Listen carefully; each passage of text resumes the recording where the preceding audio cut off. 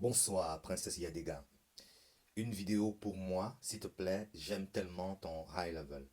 Et notre star du jour, Princesse Yadega. Te voilà qui vient encore avec les mots compliqués. High level. High, ça veut dire élevé. En anglais, level, ça veut dire un niveau. Mon intention a toujours été claire sur les réseaux. Inspirer, éduquer et informer. Et pour cela, je m'en vais vous faire un laïus sur les états de vie. Parce que notre star du jour, Princesse Yadega, a soulevé le mot high level. Donc, high level, le niveau de ton état de vie. Alors, il faut savoir que dans les philosophies asiatiques, notamment bouddhistes, on parle des 10 états de vie, qui sont les états dans lesquels un être humain peut se trouver en 24 heures. Je m'en vais vous les expliquer.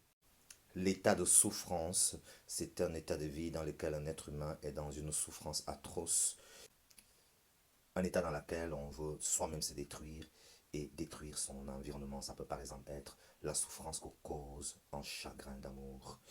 L'état d'avidité est un état dans lequel un être humain est avide. Il a une chose, il a une deuxième, une troisième, une quatrième. Ça peut se matérialiser notamment par l'envie d'avoir plus de richesse encore et encore et encore. L'état d'animalité, c'est ce qui caractérise et l'animal, notamment les plaisirs du ventre et du bas-ventre. L'état de colère, c'est un état dans lequel on veut absolument avoir raison au détriment de l'autre. Et c'est un état où l'ego est prédominant et où on peut même avoir des conflits avec les autres. L'état de joie temporaire est un état où on est heureux, mais de manière périodique. Par exemple, vous venez de gagner au loto, d'avoir une bonne nouvelle, et vous êtes tellement heureux que vous perdez votre sagesse. Vous traversez par exemple la route par mégarde parce que vous êtes tellement euphorique, et un malheur vous arrive et votre joie s'arrête. Donc cette joie, elle est temporaire. On a également l'état de tranquillité, c'est tranquille, tranquille, à l'aise, à l'aise. C'est un état où il y a un semblant de tranquillité, mais alors au fond, on n'est pas vraiment heureux.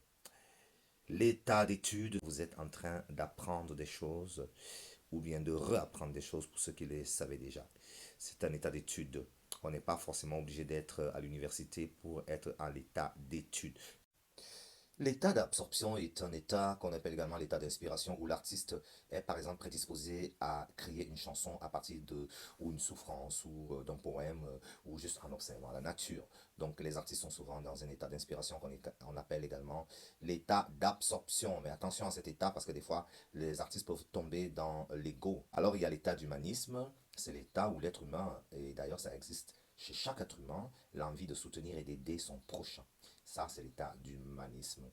Et enfin, il y a ce qu'on appelle l'état suprême, que certains appelleraient par exemple le divin, Dieu, Allah, l'état de Bouddha. Et là, il s'agit vraiment d'un état élevé, vraiment très élevé, qui te permet d'envisager la vie avec sagesse.